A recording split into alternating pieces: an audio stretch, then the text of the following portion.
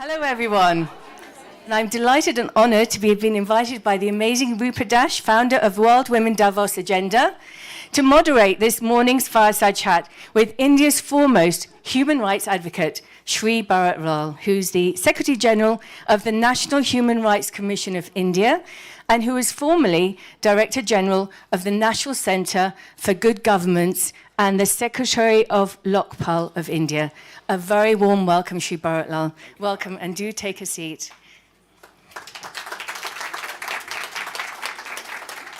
Your career is phenomenal, and you have achieved much in improving lives for many in India, not least of all, ensuring clean tap water to 140 million households in recent years. I hope you are enjoying your stay in Davos. Obviously, thank you very much for having me here. And let me thank the World Woman Foundation for inviting me, and USSPIF. And yes, it's a lovely place. But let me assure you that the women issue is not pertains only to women. I think we are equally stake. And that's why I'm here. So this year's World Economic Forum theme is Rebuilding Trust and covers topics including prosperity, sustainability, and AI, which we will be touching on. I've watched some of your keynotes and have been inspired by your enthusiasm in regards to education. You've taken it one step further. You are focusing on the quality of education and the role partnership plays. How do you think this will change the lives of Indian women? Well, as all of you know, that India is a country of 1.43 billion people. It means we are talking about 700 million women. And Indian women, I think, two things are very important. A, education to her children. And second thing is home, a peaceful home. I think these are the two driving factors. Keeping this in mind, I think education is the most important thing insofar as the government is concerned. And in 2.5 years back, new education policy has been brought.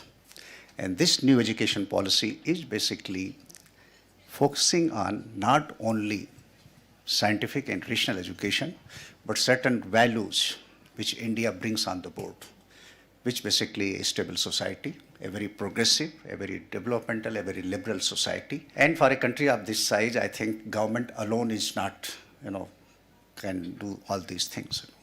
So a policy has been that all partners and private sector has a very important and key role. And what we say, building partnership, working together, impacting lives. So this is the philosophy, this is the motto of the government.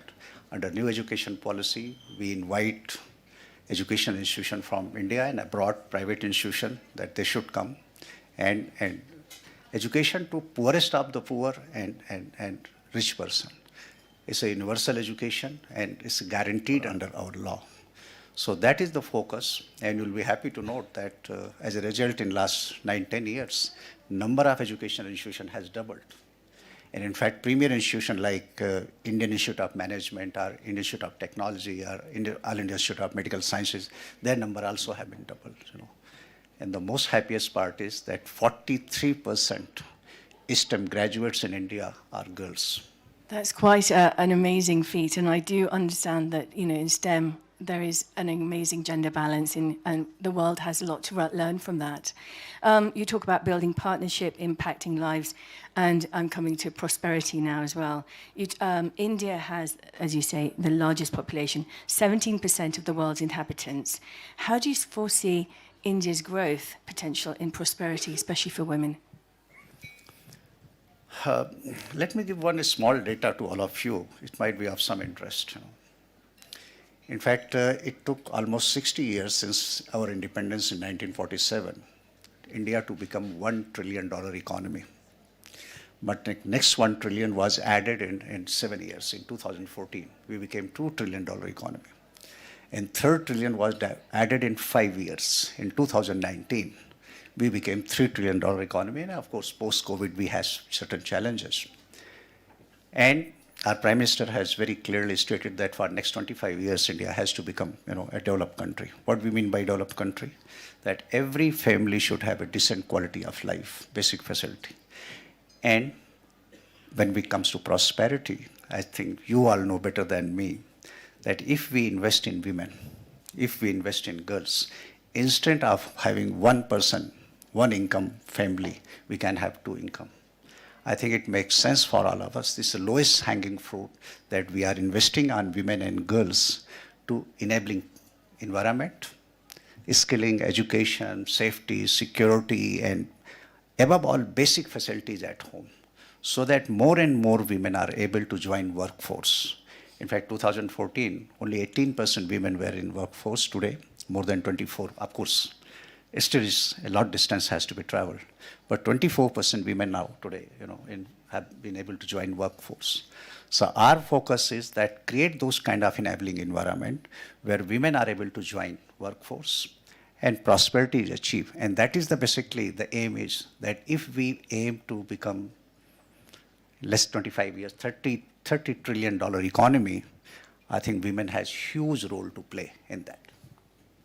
So you've talked about increasing prosperity, making the lives of women better.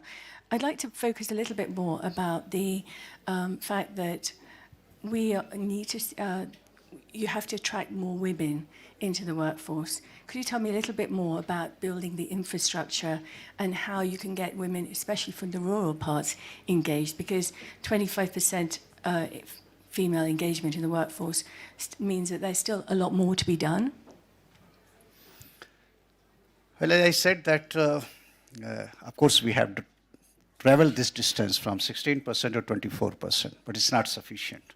So a number of steps have been taken. For example, when I'm talking about 1.43 billion people, imagine that in last 3.5 years, 140 million households, or roughly 700 million people have been provided clean tap water connection, or 110 million toilets have been constructed, means 600 million people are using. Our cooking gas, 95 million cooking gas connection have been provided. No. So similarly, a number of schemes I can give. 40 million houses have been constructed. Similarly, at workplace, a number of steps have been taken for safety, security, and other enabling environment. Like in India, women are given 26 weeks, maternity leave. Even for adoption of child, women are given, that kind of maternity leave. So idea is that you create that kind of enabling environment. And B, one figure I'll give. We have been able to sanction roughly 460 million small loans so that women can start their own enterprise. And 63% loans have gone to women. 63% loans have gone to women. Today, 99,000 startups are there. And majority of the startups are basically, women, $30 billion startups. This majority is there. Like in our boardrooms, in our companies, one female director is compulsory. Our missile program, you'll be happy to note that our missile program, this moonshot today, I was looking at the title of this program. Our mission is headed by a woman scientist. So I think that kind of enabling environment, In India, 50% seats in local self-governments are reserved for women. And as on date, certain seats are vacant, but 46%, imagine 1.2 million representative. Women are 46%. What we are trying to do, develop responsible and responsive leadership at local level. And next step is that 33% seats in our parliament and state legislature have been reserved now for women, So I think we are creating that kind of environment where women can play a critical role and more important role and leadership role. And we have moved from women empowerment to women-led development. Women at center stage. If you see every walk of life where women are given, as a conscious effort is being made that women are given important place to take it forward. Could you tell me a little bit more of your concept of leapfrogging? Well, see, it's very, very, very simple, Today in a family, and give me just two pictures I'll give, In a family there is suppose one male member is working. If we are able to bring good education, which we are working, skilling, and enabling environment, both at home as well as workplace, So at home, what we are trying to do, that all basic amenities without any discrimination, no one is left out, whether it's water or cooking gas or electricity or digital connection or banking facilities, financial inclusion, we are trying to provide that, this thing. At workplace, safety, security and enabling environment. Third is that financial support to women. Our banking institution and our financial institution are geared to provide all kind of facilities, to women. Fourthly is that if women are having children and family, again the enabling environment to raise family and raise children, so that she is able to contribute. Now what we are aiming is that next 3 years, we are in position to become $5 trillion economy. And this can be achieved. We are roughly $3.8 trillion economy. This can be achieved if women participation in workforce, we are able to double in next 5 years from 24% to 50%. So the leapfrog factor is that if we are in position to do all these kind of things, which we are successfully doing it, that is the very, very simple goal that if India has to progress, India has to increase its per capita income from $2,800 to $12,500. There is no choice except to invest on women, provide that enabling environment, and strengthen that. Okay, so this is something that's very close to my heart as co-chair of BBC Wisdom's group. India is a leading light in the digital revolution. And a question asked here a year ago was, how will the Indian government ensure that women and girls are part of this revolution? As I mentioned, that in every walk of life, if you go to India, and I invite all of you, in some occasion, please visit, If you go to India, you will not find any kind of discrimination, actually. That's one thing I'm very proud of. In fact, when our constitution makers in 1947, when Indian constitution was being made, when many countries of Europe or in US, women didn't have voting rights. And imagine India was given voting, women were given voting rights in 1947. Let me give 2 examples. There is a lady, Dr. Hansal Mehta.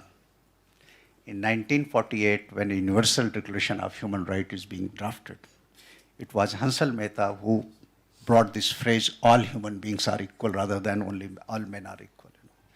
It was Lakshmi Menon who provided that, that no discrimination take place in Universal Human Rights Declaration. So today what is happening in India, and this churning is taking place. If you see in leadership position, our minister, imagine our defense minister was a woman. Today finance minister in India is a woman. Our women and child development and textile minister is here, she is a woman, So you will find that our president, she is a woman. Our last speaker was a woman. In fact, a conscious effort was made that 25% cabinet members should be, women, because we're. So there is a ongoing, you can say a long-drawn project which is going on in the right direction. And second part is that whatever women need. Take one example I'll give, that in India, one scheme was launched, Ayushman Bharat. What is this scheme? That you can go to any hospital anywhere and government will bear the cost. This kind of, take digital physical infrastructure. I think I'm very proud of that today. India's digital physical infrastructure is anywhere among best in the world. When we take banking, facilities, 460 million bank accounts have been opened in 1 year. And again, 68% accounts are women accounts. So I think that kind of effort is being made so that women and girls are having a very important role. And idea is that they should be able to realize their full potential. See, every part of the government, there is a consensus among political parties, as well as administrator and the civil society, that we have to create that kind of enabling environment where our daughters, our sisters, they are in position to realize their full potential, and that thing is happening in India. This kind of transformation is taking place in the country. Please appreciate 43% girls are passing out, from STEM stream. The whole IT sector, there is a Apple factory, in Chennai. all manned by women, girls. 100% girls are in that factory. That kind of transformation is taking place. So, what's your last thoughts? What do you want to leave us with? Of course, transformation has been a huge, enabling thing that you've created for India. So, what would you like to leave us with? Well, I appreciate the enormity of this question, actually, to be very frank. But 2-3 things I would like to say. A, I think looking at this audience here, let me repeat that this is not only your issue. I think this issue, women empowerment, creating enabling environment where women are able to realize their full potential is the issue of each and every one of us. So next time, please invite more male members here. This is my first suggestion. Well, second thing, worldwide, not only in India, worldwide, you are on move. And please occupy your rightful position. Don't give up. And please appreciate that the society, there could be aberration here and there. I think whole world want this thing. There could be aberration, I do appreciate, But I have seen in India from grassroots level, from district admission up to highest level. I think conscious effort is being made, And yes, you have to work for it. We all have to work for it, And I think world is waiting for you to make contribution. And the contribution, government and other machinery has to ensure that that kind of facilitative and enabling environment is provided. So I see a better future, a better tomorrow. And I think a lot of progress has been made, at least in my lifetime. I have seen in the last 30 years, and 35, 40 years working. I have seen the kind of progress we have been able to make. So wish you all good luck, and thank you for having me here to World Woman Foundation and USSPIF. I'm grateful. And thank you all very much for your patient hearing. Thank you. Yes, and we'd like to say thank you for being with us and being so generous in sharing your knowledge and insights and actually cheerleading us for our space on the moon. So sadly, time has run out, and I want to invite Rupa Dash because there is something that she'd like to present. Thank you, Lalita. Thank you for having me here, and wonderful talking to you. Thank you. Thank you, Lalita. And sir, thank you for joining us from all the way from India. And you are our hero. We wanted to appreciate. But since we have such an international audience, maybe it will be worth saying few words. Why having Mr. Bharat Lal is so important to reimagine equality's moonshot, but also to reimagine the new global order. One of the core values of the World Women Foundation is gender harmony. If we truly want equality, dignity, and progress for women, we need men allyship to lead the new era of equality and harmony. And Mr. Bharat Lal has been the voice for not only for women in India, but his transformation has uplifted women in India and also have put women in charge of change, which is why we are excited to present you the Global Voice Award honoree on behalf of the World Women Foundation. However, I would like to invite one of my favorite people, Dr. Mukesh Agid, for making this happen. Without him, it is impossible to get you here from India. So can I have you on stage?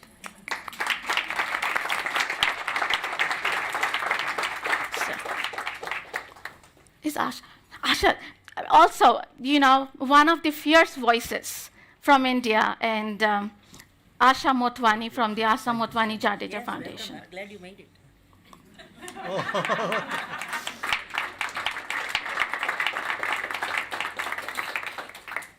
Can we look at that camera, please? Thank you. See, men are dictated by women, always. Thank you. Thank you so much for joining.